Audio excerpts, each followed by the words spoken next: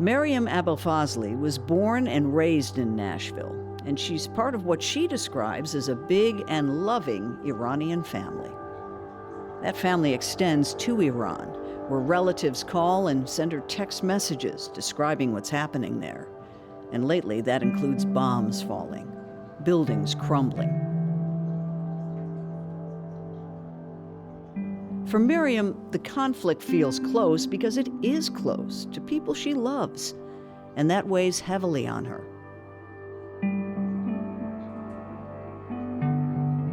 We asked her what it's been like watching from afar when the news hits so close to home. So during the 12 days when there was active bombing, my cousin was like, this is just a war zone. So I was like, what do you mean? She was like, there's just rubble everywhere. I'm Demetria Kalodimos. It's Banner and Company.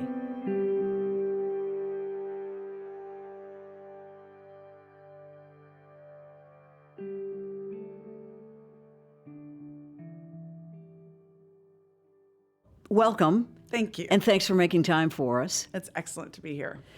You know, even the most well-traveled American has probably not been to Iran. In fact, even before the latest military trouble, there have been so many strict rules. You couldn't travel there if you wanted to, really, right? Right. Americans did make their way over there. Some younger tourists would do whatever, backpacking. You'd have, I think Anthony Bourdain has his famous foray into Iranian culture and talked about food and stuff. But it was very rare, and it's definitely not looked well upon. It's almost like if anything happens to you, you're on your own. Yeah, more or less. Obviously, we've had many kind of hostage crises with people going to jail there. But yeah, it's not an easy place for Americans to go, especially, Iranian Americans that have some sort of activism in their background. Although a lot of Iranian Americans have grandparents, mothers and fathers, aunts and uncles. And so there is a lot of going back and forth between those families and stuff like that. Really? And that's safe and allowed? And... Yes. People do it all the time. It is part of the situation with Iran, which is basically you have this Islamic revolution. And someone once said the revolution was like a bomb inside Iran that just exploded people all across the world. Because you have had just waves of migration out of the country. It's never been like, okay, we're all settled, we're fine. It's like another repression happens, and we can talk about that more, and then a bunch of people leave. Or you need financial opportunity, and you can't get it there. But not the whole family leaves, right? Usually the younger ones leave for work and whatnot, and the elder ones stay, or those that can't go. And so you have a lot of family members that have someone there. Mm-hmm. It's just really rare that no one has anyone there. It's very rare. You, though, were born here. I was down the street at what was known as Baptist Hospital at the time. Now is Midtown. St. Thomas Midtown. Yeah. Yes. Growing up here with an ethnic name and connections to Iran, did you have any problem fitting in as a kid? Anyone who's like tuning into the Middle East today may not know that this has been going on forever. So when we had the hostage crisis, which was 144 days in the early 80s, or the Iran-Iraq war, that was going through the headlines. And here I am, a little kid in the 80s in Nashville, and you sometimes get the target of that ire, of that, anger or confusion or whatever. So yeah, people were confused. They didn't know what Iran was. They didn't know what Iraq was. My food smelled different in the lunchbox. My parents had accents. And yet, I always say this, at the same time, Nashvillians are generally very hospitable. So it was both. It was both, people wondering and being suspicious and why are you different, and also very kind and loving at the same time. Did you guys speak Farsi or another dialect at home? We do. We speak Farsi at home. It became less and less as we went to school and as everyone was working here. But yes, that's the language I was growing up with, as well as English. I have a funny story. There's research that came out in the last 20 years that said it's really good for kids' brains for them to speak all those languages growing up. It takes them a little longer to pick up both really well, but in general, it grows your brain in important ways. But back then in the 80s, that was not known. And my fourth grade teacher told my parents to stop speaking Farsi. Yeah. Oh, no. Yeah. And they didn't, of course. But, it was just, it was cultural. It was, people didn't know how this all works out. What does it look like when you're bilingual and bicultural and all this? But in the end, in my opinion, it makes you more rooted where you are. You know, I feel very Nashvilleian and very proud to be a Tennessean and Nashvilleian, Talk about the community, though. There are a fair number of people who can trace lineage to Iran. Particularly, we talk about Little Kurdistan. I mean, that is a portion of Iran. Right. That is the biggest population, I think, outside of Kurdistan. And then here, we started out a very small community in 78 and whatnot, or even earlier. And then it's grown and grown and grown to the thousands now here in Nashville. You've got several shops that cater to Iranian, Iraqi, all kinds of tastes and needs that did not exist in the 80s. You could not find your favorite cheese or spices or anything. But now we have, there's a very prominent community. I'd say on the Iranian side, very integrated in American life, very, very proud to be American, kind of see themselves that way. But yeah, there are several thousand here, for sure. How often are you in touch with people back in the home country? When crisis hits, it's like nightly. Otherwise, it's business as usual. Everyone after their busy lives, they're living, normal middle class, lower middle class lives like we are. But when crisis hits, I start to text. Basically my cousins that are still there. Nobody I grew up with, nobody I know intimately, but because I speak the language and I actually kind of taught myself and learned how to read and write in Farsi in college. I have just one of the, everyone's on a spectrum of how close they feel to their parents' heritage, because it's not anything I grew up in, right? And I just have a kind of strong affinity. Other folks don't. I don't know what makes you that way. I think it's just who you are. And so I have kept in touch with cousins. I have gotten to know them. And so, yes, I talk to them, and I'm able to read and write, which helps. Mm-hmm. And yeah, we text back and forth. Let's talk about the atmosphere now. Okay. First of all, there was this countdown that something might happen within 2 weeks. Did that put you instantly on edge? Well, the countdown really started, I think if you remember that Friday, Trump suddenly goes on, does a press conference and says, Israel might hit within the next few days. And they had a planned nuclear negotiation with Iran. The U.S. and Iran had a planned talk on Sunday. Trump goes on press on Friday and says Israel might hit soon, but we had this meeting on Sunday. So that was like, what is happening? And then, and we thought that meant like the meeting would happen and then Israel would consider it. No, Israel hit that night. And then, yeah, boom, boom, boom. Everyone's lobbing these missiles back and forth. And it's this awful situation where obviously civilians in both countries are the ones that are being impacted. And then Trump comes in, and then it's like, are we getting in it? Is the U.S. getting in it? Is the U.S. getting in it? And then Trump comes and says, I'm giving it 2 weeks, which is like a form of torture in some ways, because it's like, well, but we didn't stop anything between these two countries. They're going to still keep lobbing it at each other. And then while the leaders are in their bunkers, and civilians are getting harmed. And then he did a surprise attack. I think that Saturday night, I think maybe a day or two after he says he's taking a 2-week break. And that was pretty devastating. Not because of the harm it did to people, because it was meant for the nuclear arsenal. But my cousin, I remember, she just texted me. She said, "But Trump said he wouldn't for 2 weeks. Like, why did he do that?" And I thought, man, they're literally listening to every statement, trying to decide what's going to happen to their lives. And so they're planning around what is being said. And if what is being said is not honest, they're thrown into crisis and emergency. I mean, they were already in that situation because the bombing was still continuing. But I remember her just asking me, but why? And I didn't have an answer for her, It's Banner and Company. I'm Demetria Kalodimos. We'll be right back.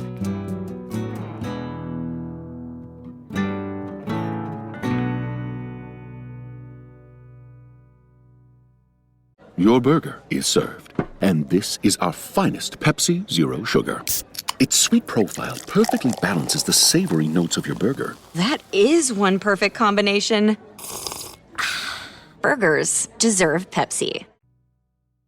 Did they have access to media? I mean, I know one of the television stations was taken out, Right. but I mean, how were they getting the most up-to-date information? Right. Do you know? So for anybody that's obviously not actively involved or visiting Iran or have a friend there, basically Iran is a modern society, right? It has a government that is extremely repressive, but in a way that is like, they will repress people that are trying to go against the status quo of the government power. They kind of just set examples. They're willing to kill their own people, whatever, to just be like, don't speak out, don't get out of line. This is what the rules are. And so most people just kind of put their head down and live their lives and try their best to do that and inch by inch get some rights, you know. For instance, 2 years ago, there was the Women Life Freedom movement. It was pretty brutal, but very brave of particularly the young women who said they're tired of wearing the head covering. They're frustrated with it. They've been kind of oppressed by this since the Islamic Republic. And anyway, so there's these little bit of freedoms, but generally it's pretty tough. So you can still get a VPN, which is an access to the internet outside. And they've gotten I would say the young generation is pretty savvy. I mean, everyone's pretty savvy at getting that and then getting access to information outside, but not everyone. And similar to here, depending on your algorithm, depending on where you get your news source, you might hear something completely different than what someone else is. So that Iranian news station that you talked about that got blown up while she was live Right. is it's the voice of the government. So it is very much like towing the line, lots of lies typically said through that. And so if you are one of the, let's say 30% that gets all of your information from there, you think, you know, the Iranian government is kicking butt, doing great, et cetera, et cetera, et cetera. If you are getting on Instagram, if you are getting a VPN and looking online, then you have some more information about what's going on outside. And so it just depends on, you know, whether you're doing that or not, essentially. Is there fear, though, to get on socials? I mean, do people think they're being watched, monitored? You know, back in the day, like 2008, 2009, by the way, for everybody listening, there have been several grassroots-led uprisings among the people over time. Really? 1999, there was a huge student demonstration. The government went into the dormitories, shot some kids that were protesting. And then 2008, a bunch of people went to about 1 million people went to the streets to protest Ahmadinejad's re-election. They thought that was a false, and Ahmadinejad, for anybody that's wasn't around during that time, it was just another repressive president that came in that people did not feel they were voting for. There was a big movement for the other guy, so they thought that was stolen from them. And then again, during this one that I told you, there was a couple, but then this Women Life Freedom. So there have been times where people get scared to post. I feel like right now, people are not that scared of putting things online. I'm seeing them in the comments. They do a call-in show. There's a London-based news show, and people from Iran call in and say all kinds of things. They just use their first names, but they will spill their guts. Like they will say, "We're so frustrated with this. We're so frustrated with that. We're angry. We're sad. So." Yeah, and they might also like do it through proxies and stuff like that. They might share other people that are sharing stuff out here to get the word out on that stuff. But yeah, they were posting during the Women Life Freedom. They were posting video of women getting. They were using like rubber bullets and blinding one eye of the women that were out protesting. It was the wildest tactic. And they were putting that all over the Instagram. So Iranians themselves were learning about what was happening through watching it through other people's posts inside the country, which was, pivotal. So a lot of ways, new technology has been helpful. Yes. In that regard. Not, right? But yes. Yeah. What's your family telling you about the day-to-day concerns? I mean, can they go out and get what they need? Are Right they going now, to work? no. I mean, so during the 12 days when there was active bombing, my cousin was like, this is just a war zone. So I was like, what do you mean? She was like, there's just rubble everywhere. Buildings are down. She was actually born during the Iran-Iraq war. She's a baby of that. So like, this is her second war internally. And she's just like, it's total chaos. I think they took several hospitals down. They're just, I think I think CNN or somebody estimated 600 people dead. So it was that kind of urgency and fear and whatnot. And today, I believe it's just shortages, food shortages and things like that, prices going really, really up, and trying to rebuild and trying to, get everything kind of working again. And obviously narrative creation from all the different powers. So the government itself is trying to create a narrative of success and victory, and the people are trying to figure that out, but mostly want to go back to their lives. And fear. I need to mention this. To me, I'm like, oh, it's over. Like, let's just, but they are, I notice they're constantly trying to figure out when the ceasefire is going to stop. They're really trying to like look in between the lines and, oh, okay, Trump said this. So does this mean that if they didn't get all the nuclear arsenal, does that mean they're going to bomb us again? And when is that? They're really on edge that this is very, very fragile. So they don't feel like this sigh of relief, like we can go back. They're kind of, from what I can tell, kind of waiting for the other shoe to drop. Is Tehran like high-rise living, like you would see in Tel Aviv? Yes, or? Exactly. So you've got even more population. It's huge. You've got like 9 million inside, and then 16 million for the metropolitan area. So like New York almost. So it's a lot of just getting how when you have cities like that, you just got high rises to have housing for everybody. So yeah. And I mean, there was evacuation announcements throughout from the Israeli government. So they were using that quite. Iranians themselves were using those to figure out what was going to happen to their houses. And so, like my cousin, I know, she was like, she messaged me one day and she was like, they said they're going to bomb Area 7. Do you know exactly where? So I sent her this map that someone shared on Twitter that showed part of Area 7. And I was like, this is it. I was like, you're out of Tehran, aren't you? And she's like, yeah, but my brother's there. And then she was like, hey, by the way, you know what ended up happening? They got the street behind us. So all those buildings and glass are all shattered, but hers is. It was that close. Yeah. Wow. So you can imagine, you're definitely not relaxing right now. You're definitely like, a lot of people apparently are leaving. There's been some news reports that people are leaving. I was going to ask you, how can they get out if they want to get out here? And I know there's 7 countries that border Iran, which is the size of Alaska, in case you're wondering. I looked that up. You've got to travel quite a ways to get out of the country. You've got a lot of borders, right? You've got it with Azerbaijan on the north. You've got it with Armenia. You've got it with Turkey. You've got it with those are sort of the main ones that people would ever try to get through. Iraq, obviously. So I saw a news report that on the Turkish border, there's a lot of traffic. Again, because people just do not trust any of the brokers in this arrangement, not their own government, not our government, not the Israeli government, that anyone's saying the truth about what is going to happen in the future. So I think a lot of people are like, I'm getting out of here. And some were able to get out during it. I heard wild stories of 14-hour car rides to get to a border, to get out, to catch a flight, but not everybody can afford to do that. I mean, how many people can uplift their lives? And so, some are leaving. And that's the story of this Islamic Republic of Iran. Waves and waves of exodus over and over. As someone who's been watching and studying it for so long, I just can't believe how many times I've seen large groups of people have to leave. And what will ever change? This is the million-dollar question. What will ever change that? Is there a diplomacy solution in the offing? I mean, they're talking about coming to the table. They are, which is wild.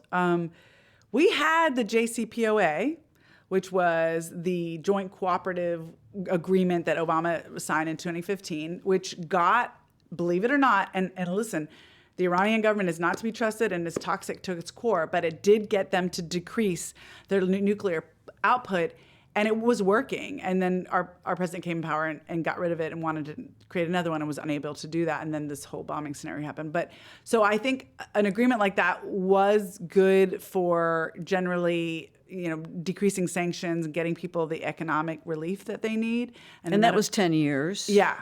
And then, it was less that it was. They signed it in 2015, and he killed it in 2017. Oh, that's right. Yeah, so I'm thinking 2025. It felt like a long time. Yeah, exactly. What could it do? So there was a moment, I have to say, when the top echelons of power were gone, when Israel got all those guys in the beginning, and everyone's like, oh my God, there's a vacuum. It's gone. So who's going to step in? Like, what's the plan? And no one did. And then there was a lot of talk about, the son of the Shah, which is our king, from way back when, could leave Virginia and go back, and and the American government and the American people are obviously very wary of regime change, as are Middle Easterners, right? Because we did it in Iraq, and we tried to do it in Syria, and so I think what could bring change. I honestly landed on there needs to be some sort of referendum. The bad guys, there are many. It's very diffuse. It's been 46 years. It's throughout every finger of the government, and it's throughout the country. It's not just like centralized in one place. But if the top bad guys were to leave, some sort of referendum, some sort of vote, so that people could rise into leadership and say, hey, I'm here and I'd like to lead the government, and we could do some sort of constitutional reform movement. I mean, we all hope for that. I would love to take my son there. I would love to go back there. I mean, Is there perhaps a dynamic savior in the midst? I mean, that people point to and say this could be a effective leader? It's such a good question, and I hate to be like, oh, well, let me give you hours of context, but I have been thinking deeply about this. And if you think about here in the United States, you have activists, you have organizers, but are those people necessarily government builders, state builders, right? In Afghanistan, I was there in 2003, 2004. That was a state building project. That's just very different than I want rights or I want this equality, right? So you might have a lot of people working really hard for rights, fighting, protesting, losing their life, putting their lives on the line. But who's ready to kind of lead into building a new a government and form of governing? And again, when you have so much oppression and repression, it's hard for those leaders to sprout up. And I actually really thinking deeply about this and thinking about America's beginning, it's a trial and error process, right? Nobody has all the answers. Like, I'm going to write the Declaration of Independence for Iran. You know what I mean? And we learned that through Afghanistan, Iraq, and whatnot. So I think I would say sort of probably no, but if it was allowed for a little breathing, a little space for those seeds to grow, people to try out democracy, try out what they would make, it probably would grow. It's just, it's like whack-a-mole. They just whack it down as soon as it gets any oxygen and grows any. So I think the answer is yes, if it had a little bit of time to figure it out. There would never be a totally secular system. Why not? Could there be? I don't know. I mean, what happened, the backlash of putting this extreme Islamic theocracy in place is that Iranians are deeply atheist now. Not all, but similar to America, right? You could do 30, 30, 30, right? Similar to many places. So I would say, 30 in the middle and maybe 30 to the other side are pretty extremely skeptical of any government that says it's getting its messaging or its rules or its laws from God. Because what does that create? Inherent corruption. Who has a direct line to God? Nobody. And then suddenly I have it, and I can tell you, Demetria, you have to cover your hair. I don't, because God told me. So I'm not sure. Turkey doesn't have a tradition it doesn't have Islam baked into its government. And some people say it's more religious than Iran, which is wild to people. But I'm not sure. I'm not sure what it would be, but I think it would be some mix of, it would be nice for people to just choose how they want to practice. Because there are other religions that have been oppressed significantly there. There was a whole Jewish population that had to leave. There was a Baha'i population that had to leave. So I don't know. It's Banner and Company. My guest is Maryam Abolfazli. We'll be right back.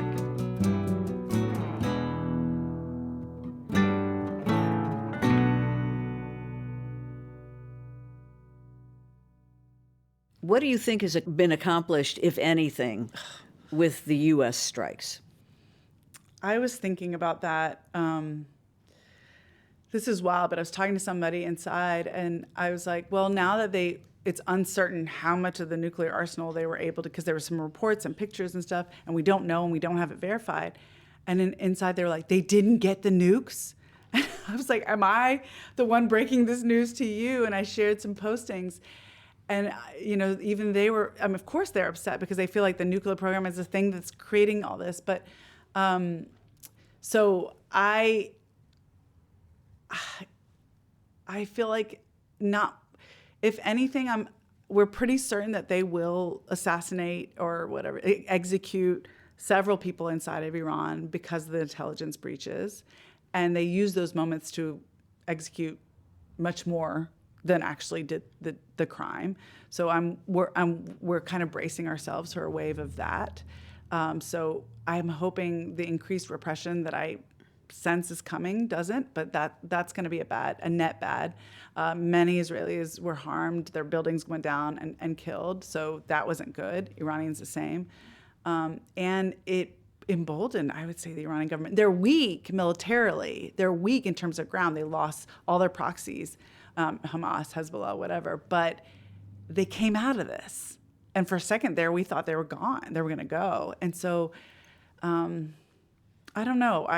And it's being manufactured to be this thing here. The narrative's been, and you don't know what's true and what's honest. So I would say probably it was a net negative across the board. But time will tell. Right. Ironically, it's always a moment to go back and try to learn some history that maybe you glossed over or never listened to in school. But Iran's nuclear program began with U.S. support. Right. If you go back and listen to the Atoms for Peace speech in 1953 that Eisenhower gave, it's fascinating in light of what is happening now over nuclear fuel, nuclear power, specifically nuclear weapons or the fear thereof. But the idea was that the atom was going to bring about peace. And this is politics, right? If you live long enough, you see the friends become the enemies become how many people have we supported financially, whatnot, ended up causing us the most harm. So yeah, I mean, in 1950, that's ironic because 1953 is also when we did the coup of the prime minister of Iran, the CIA and the British government. But yeah, the U.S. and Iran were very, very tight. At one point, there was 50,000 Iranians studying here because the relationship was so strong, my dad being one of them. And aren't there, collegiate buildings and so forth funded and named for Americans? Yeah, and programs. I mean, it was long because the Shah was very west-looking. I mean, very westward-looking, which was part of what frustrated a subsect of Iranians. And so... yeah, there was a lot of programs being built. So many of the planes and the defense equipment, whatnot, that Iran used to fight Iraq was given by the United States right before we broke that relationship. So, yes, there's a lot that was there. Are we putting ourselves at risk in America with such a tight alliance with Israel? I mean, what's your feeling? Yes, I would say yes. And I understand one line of argumentation about why Israel's being so aggressive right now. I mean, this is one of the most aggressive, if not the most aggressive, history of Israel is what we've experienced the last 2 years, where they're just going after every named enemy, kind of full force, unabashedly and with no shame, and have been successful in some ways. But you can't help but feel that Israel's calling the shots for the United States. They go first, and then we follow. And I have a hard time believing that interests are 100% aligned. And so what did the U.S. get out of what just happened? I'm unclear. I think our president has said no nuclear weapon, which makes a lot of sense to me. Iran was getting close to enrich. It was at 60%. It had 400 kilograms of enriched uranium, but its own Tulsi Gabbard and other folks on his own side, the IAEA, all had said that it was not pursuing it. And whether that's true or not, it sounded like diplomacy was worth figuring out, especially since it had worked in the past. And so I don't know what an aggressive approach will achieve. Maybe they're about to crack the best deal of all time. And right after this podcast, I'll eat my words, but because things have moved very fast. But that has typically not happened when it comes to negotiations under this president. So I do believe we're kind of being led into some stuff that are not necessarily our crises. Are your parents still with us? Yes. How do they feel? That other generation that was born there. They're so grateful they're here. They're so grateful to be American. They're so grateful that their daughters are. And they kind of end it with that. Like, I'm the one who's really into the details and the nitty gritty. And I think at some point they've been here for 50 years. So at some point, Dad even longer, 60, whatever, something. So at some point you are here. And it is a mess that has never been solved in your lifetime. And you get distance to keep sane, right? So I think but their heart breaks when they see what's happening.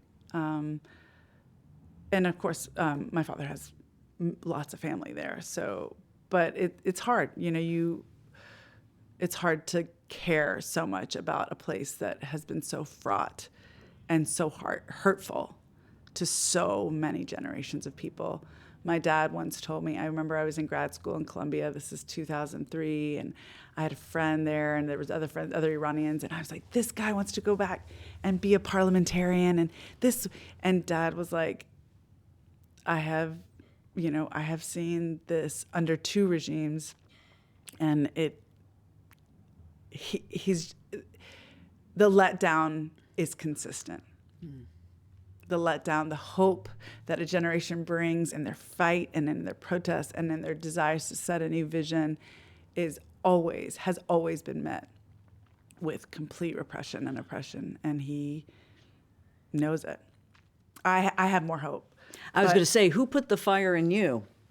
But I was raised by them, and I was raised where the personal is political and the political is personal, because my parents came from a place that was very fraught, and they talked about it all the time. They are passionate people. And I don't know where I get the optimism from, but you've got to be, I don't know, crazy or optimistic to fight as much as I have and to care as much as I do. And so I think it comes from them, and maybe they passed it on so they don't have to worry as much. And I would be remiss if I didn't ask you about politics. Did it leave a bad taste to not win your race, or are you more determined than ever?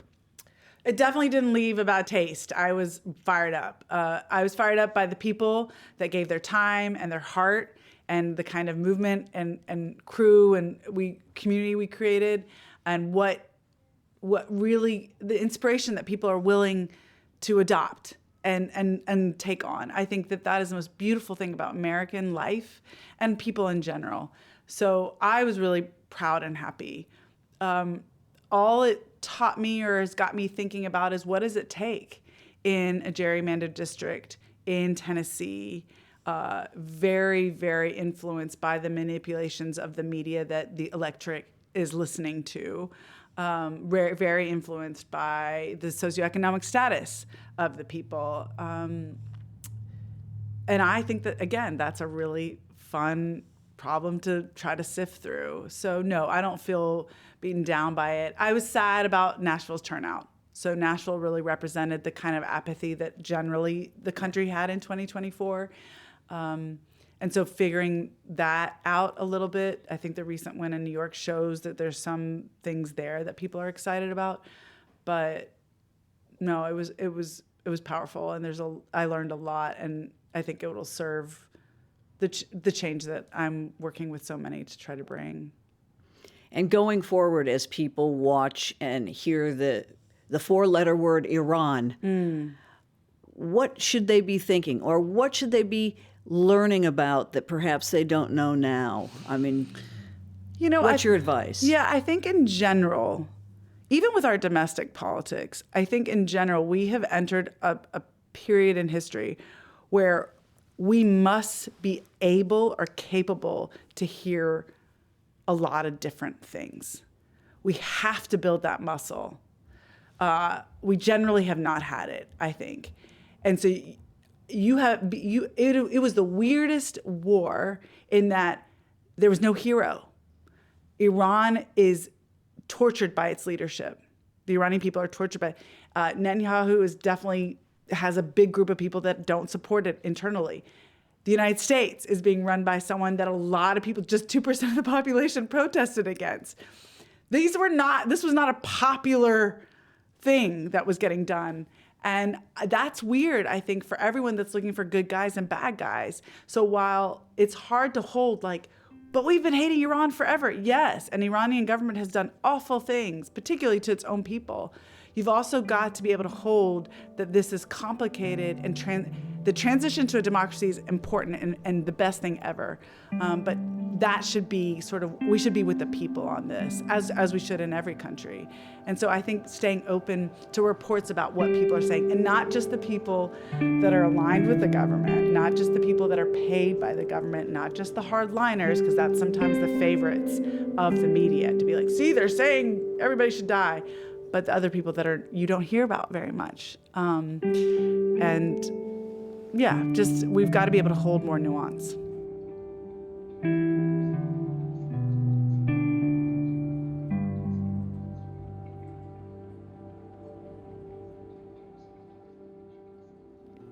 Banner and Company is a production of the new Nashville Banner. This episode was produced, edited, and mixed by Steve Haruch. Original music is by Verlin Thompson. You can subscribe wherever you get your podcasts or go to NashvilleBanner.com. You're in good company.